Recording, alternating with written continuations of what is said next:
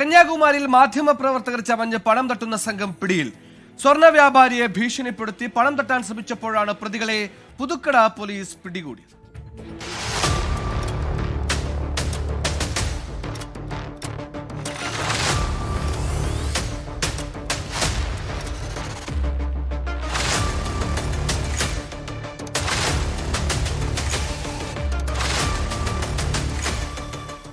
എട്ടു പേരടങ്ങുന്ന സംഘത്തെയാണ് തമിഴ്നാട് പുതുക്കട പോലീസ് പിടികൂടിയത്. കന്യാകുമാരി സ്വദേശികളാണ് ഇവർ. മാധ്യമപ്രവർത്തകരുടെ വ്യാജ ID കാർഡ് ധരിച്ചാണ് ഇവർ തട്ടിപ്പിനിറങ്ങുന്നത്. കൂട്ടാലമൂട് സ്വദേശി നടത്തുന്ന സ്വർണ്ണപ്പണയ സ്ഥാപനത്തിൽ കൂടുതൽ പലിശ ഈടാക്കുന്നെന്നും പണയപ്പെടുത്തുന്ന സ്വർണ്ണാഭരണങ്ങൾ സ്ഥാപന ഉടമ വിൽക്കുന്നതായും പരാതി ലഭിച്ചിട്ടുണ്ടെന്ന് പറഞ്ഞ് ഭീഷണിപ്പെടുത്തിയിരുന്നു. സ്ഥാപനത്തെക്കുറിച്ച് വാർത്ത നൽകുമെന്നും ഭീഷണിപ്പെടുത്തി. 1 ലക്ഷം രൂപ നൽകിയാൽ വാർത്ത ഒഴിവാക്കാമെന്നും ഉടമയോട് ആവശ്യപ്പെട്ടു. വിവരം ഉടമ പുതുക്കട പോലീസിൽ അറിയിച്ചു. തുടർന്ന് പണം വാങ്ങാൻ തട്ടിപ്പ് സംഘം എത്തിയപ്പോൾ മഫ്തിയിലെത്തിയ പോലീസ് സംഘം പിടികൂടുകയായിരുന്നു.